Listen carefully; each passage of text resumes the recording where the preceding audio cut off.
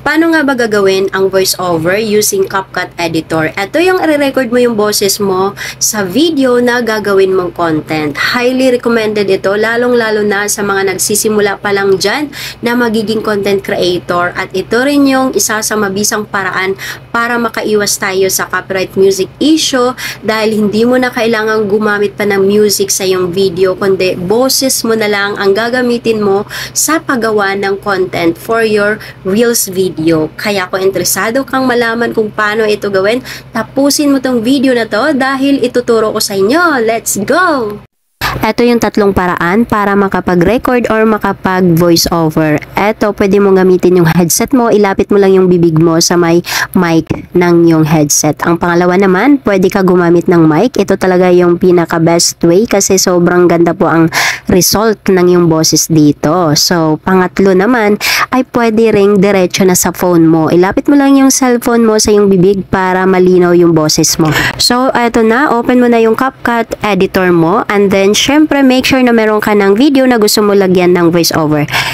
New project mo lang, tapos eto na, ilagay na natin yung videos na gusto mo lagyan ng voiceover. And for example yan, pakinggan mo na natin kasi meron kasing iba, may original music po siya. Kailangan nyo po siyang i-remove muna yung music na yon para malinaw na malinaw po talaga pag nag-record ka na ng boses mo. So yan, i-off lang natin dun sa may volume, okay? And then next step na tayo, eto na, lalagyan na siya natin ng voiceover. Audio and then record. Yan, mag-start na tayo sa pag-record. Hello mga best, eto napadaan pala ako sa may Pick Up Coffee. Tara, kape tayo. So ayan, na-record na natin, play natin ulit.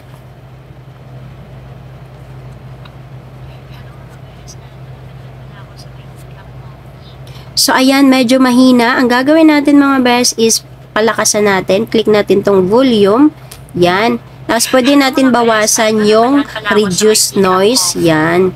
Okay na. Mga best, ito napadaan pala ako sa may Pick Up Coffee. Tara, kape tayo. Yan. So ayan mga best, natapos na nating lagyan ng voice over. Pwede mo siyang i-cut dito, yan. Split mo lang.